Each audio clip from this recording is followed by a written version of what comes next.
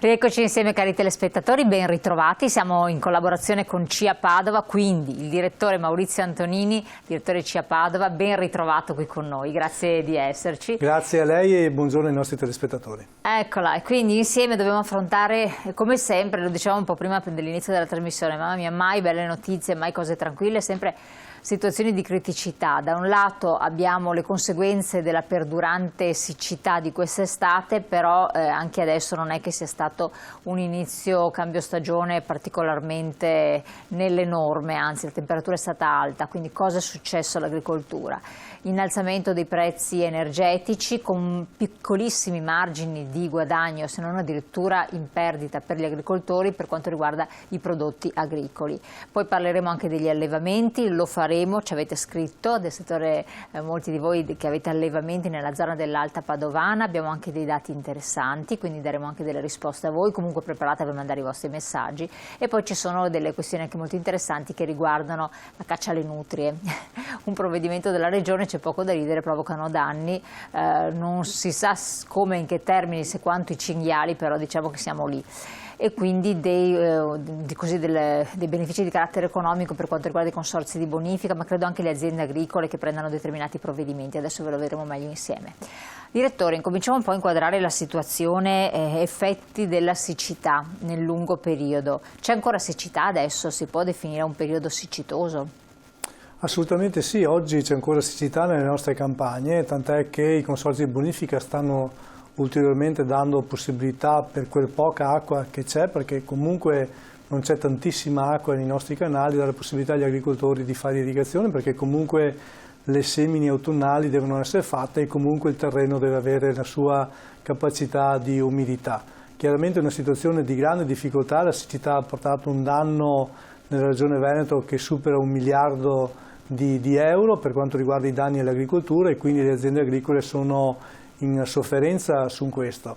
Si interviene su questo con un intervento specifico da parte del Ministero dell'Agricoltura a livello nazionale, che stanzia circa 200 milioni di euro per le aree, e quindi in questo caso per le 4 regioni che hanno avuto problemi di siccità in quest'anno, di cui anche il Veneto. La Regione Veneto ha fatto già i propri decreti di determinazione delle aree, di determinazione delle colture più a rischio, quindi siamo in attesa oggi da parte del Ministero il decreto che determina la possibilità di accedere a determinati finanziamenti. Vedremo in che maniera e in che modo interverranno all'interno delle nostre aziende per supportare le nostre aziende per le grosse perdite che si sono avute, sia per quanto riguarda la parte vegetativa, e quindi mais, soia, foraggere, ma guardi anche la parte della zootecnia, anche la parte animali, perché il grande caldo comunque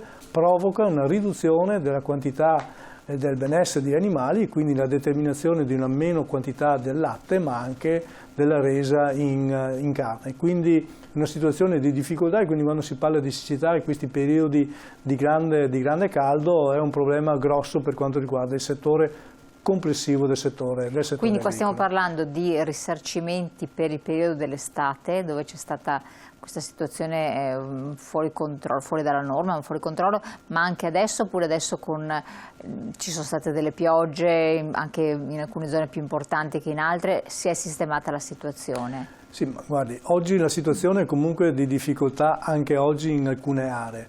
Stiamo parlando di finanziamenti che riguardano determinate aziende, le nostre aziende agricole, in tutto il territorio del Veneto, che hanno avuto danni superiori al 30% della loro produzione rispetto all'anno scorso. E quindi nel momento in cui si dimostreranno questi danni economici importanti delle nostre aziende, potranno intervenire con appunto la richiesta da parte del Ministero di un intervento di finanziamento. Attendiamo il decreto ministeriale, poi su questo le nostre strutture delle organizzazioni agricole lavoreranno per dare la possibilità alle nostre aziende di accedere a questi finanziamenti. Sono sempre pochi, perché comunque, ricordavo, sono quasi più di 1 miliardo di euro è il danno complessivo a livello Veneto, e solo 200 milioni di euro vengono stanziati ma su 4 regioni, quindi è un valore molto limitante rispetto al grosso danno che le nostre aziende hanno subito in quest'ultimo anno. Quali sono i comparti che hanno subito maggiormente questa situazione e quindi sui quali si sentirà anche poi, si sente già l'impatto?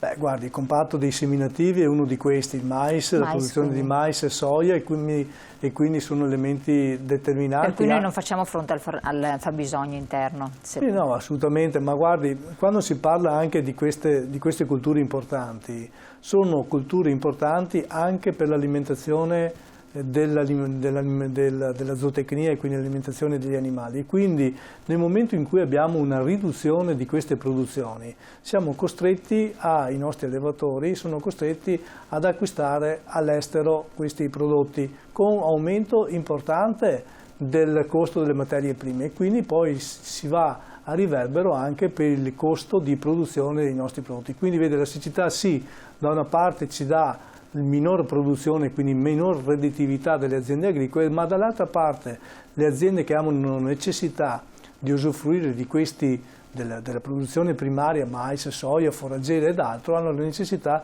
di attingere all'estero, e quindi con un aumento di costi di produzione. Quindi è un doppio problema nel momento in cui si verificano queste situazioni. Ecco.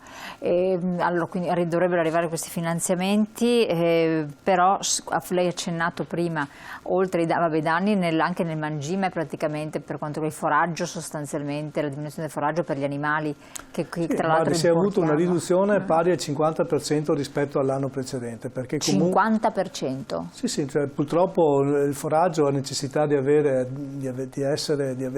umidità importante all'interno del proprio territorio, all'interno del proprio terreno, e quindi nel momento in cui non c'è l'acqua e non c'è la possibilità di irrigare il nostro foraggio, non c'è la possibilità di fare i tagli di foraggio, e quindi con riduzioni importanti. Queste riduzioni si sono avute anche in montagna, in cui generalmente la montagna è generalmente esclusa da queste situazioni, però anche quest'anno purtroppo anche la montagna si è risentita maggiormente del pascolamento e quindi della produzione di foraggio. Quindi il foraggio è un altro elemento determinante per l'aumento dei costi di produzione delle aziende zootecniche. Ecco.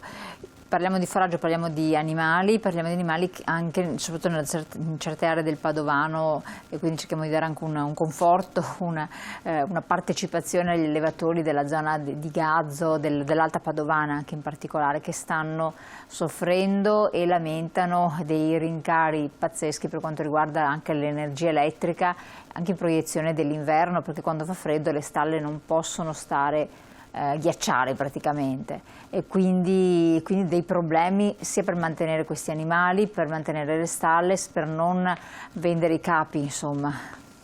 Purtroppo l'allevamento zootecnico, soprattutto l'allevamento di vacche da latte, è quello che ne risente di più di questi aumenti di costi, soprattutto i costi energetici, e purtroppo negli ultimi 3 anni a Padova, ma soprattutto nell'Alta Padovana, si è ridotto moltissimo le aziende zootecniche, sono chiuse 150 aziende zootecniche. 150 allevamenti solo nel Padovano sono stati chiusi. Solo nel Padovano e gran parte nell'Alta Padovana. Quindi per dare proprio lo staccato ai nostri telespettatori della grande difficoltà che oggi le aziende zootecniche stanno subendo. Alti costi, e soprattutto non viene remunerato, non viene pagato in maniera equa il latte che viene prodotto, la carne che viene prodotta. Quindi anche questo è l'altro aspetto importante. Se da una parte è un aumento di costi, dall'altra parte non ho comunque un aumento per quanto riguarda la mia redditività e il valore del prodotto che io produco. Ecco, quando lei ha citato queste cifre, ricordiamo anche che, e questi sono dati CIA tra l'altro,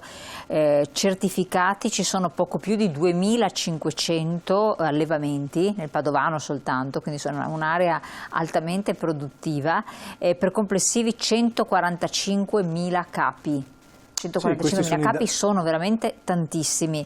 E Gazzo è il comune con il maggior numero di allevamenti, 73 per 3.953 capi, e poi c'è San Pietro Ingù, 60 allevamenti, Piazzale sul Brenta 47, insomma con un fatturato medio che supera gli 80 milioni di euro. Questi sono i vostri dati? Sì, sono i dati. Sono cifre che... Sono anche dati da Veneto Agricoltura, e quindi sono dati certificati. Questi sono dati importanti di un settore. Oggi quello delle vacche da latte, per quanto riguarda il Veneto, è un dato estremamente importante, estremamente valutativo. Chiaramente oggi però queste aziende agricole stanno soffrendo in maniera particolare alti costi e minore riduzione, quindi la redditività è a rischio, e nel momento in cui la redditività è a rischio le aziende non hanno la capacità e la forza di continuare, perché poi sono aziende che fanno tantissimi finanziamenti per i grossi investimenti che loro fanno per il benessere degli animali, ma anche per riduzione dei costi.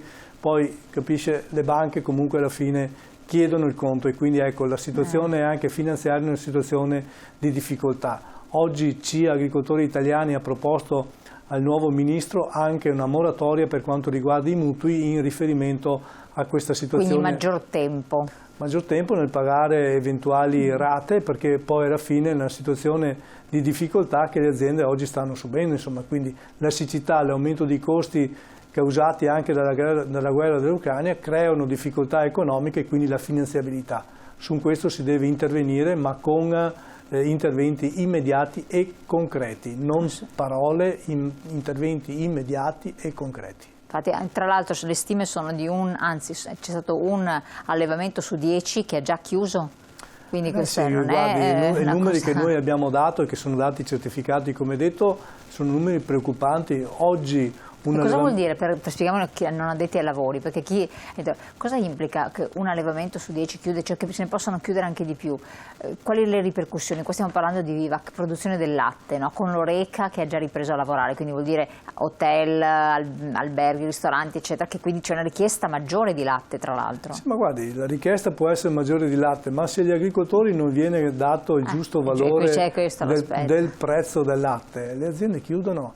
Qual è il valore attuale? Oggi per produrre un litro di latte costa generalmente dai 60 ai 62 centesimi. Costa all'azienda? Costa all'azienda, con i costi energetici, ma anche per il valore delle materie prime che sono aumentate. Oggi all'azienda gli viene concesso dai 57 ai 58 centesimi. Quindi va in perdita. E quindi va in perdita. Quanto può rimanere l'azienda con queste perdite? Ricordiamo che negli anni scorsi, negli ultimi 2 o 3 anni, si è verificato lo stesso meccanismo, certo con prezzi diversi, quando all'agricoltore gli veniva dato 35 centesimi e all'agricoltore costava 39 centesimi per produrre un litro di latte, cioè anche gli anni scorsi erano le stesse situazioni, quindi viviamo su una grande difficoltà economica per quanto riguarda il settore zootecnico e il settore del latte. Chiaramente se poi abbiamo le aziende, le cooperative che hanno la forza e la capacità della trasformazione del latte in formaggio, allora là probabilmente abbiamo più marginalità, ma anche in questo caso le aziende non riescono a sopportare i grandi costi che oggi purtroppo si stanno verificando all'interno delle nostre aziende. Ecco, c'è stata una contrattazione che ha stabilito delle tranche fino ad arrivare a dicembre a 60 centesimi il litro. Peraltro però a dicembre, quando i costi saranno anche più superiori, quindi siamo sempre nella medesima situazione. E poi c'è tutto il passaggio della filiera, della grande distribuzione, come della vendita al pubblico, perché poi noi abbiamo segnalazioni di persone che dicono sì, ma io il latte lo compro al litro a 1,60 €, 1,50 €, quindi ci sono dei rincari per arrivare all'acquirente finale di non poco conto, insomma, questa benedetta filiera che anche voi lamentate. Sì, no? Ma noi ci lamentiamo moltissimo della filiera, perché purtroppo noi incidiamo all'interno della filiera. Fatto 100 sul valore finale, solo il 15% va agli agricoltori. E allora vede, nel momento in cui noi diciamo che bisogna mettere in campo le politiche adeguate per accorciare la fiera, per dare la possibilità ai nostri agricoltori di percepire quei centesimi in più che gli diano la possibilità della sopravvivenza, lo diciamo proprio per questo. Però le politiche ci sono, le buone idee ci sono, però la concretezza di fatti no. E quindi noi nel momento in cui non vediamo concretezza noi ci lamentiamo, e quindi oggi il settore dell'agricoltura è un settore in crisi, ma è oggi un settore che iniziamo a manifestare. Sicuramente chiediamo rispetto per il lavoro che viene fatto e per i prodotti che oggi noi produciamo. Questa è un'altra questione importante. Allora direttore, interrompiamo un attimo, andiamo in pubblicità e poi ci ritroviamo naturalmente insieme. Se avete da scriverci approfittatene, che poi noi rispondiamo anche ai vostri messaggi. Tra poco.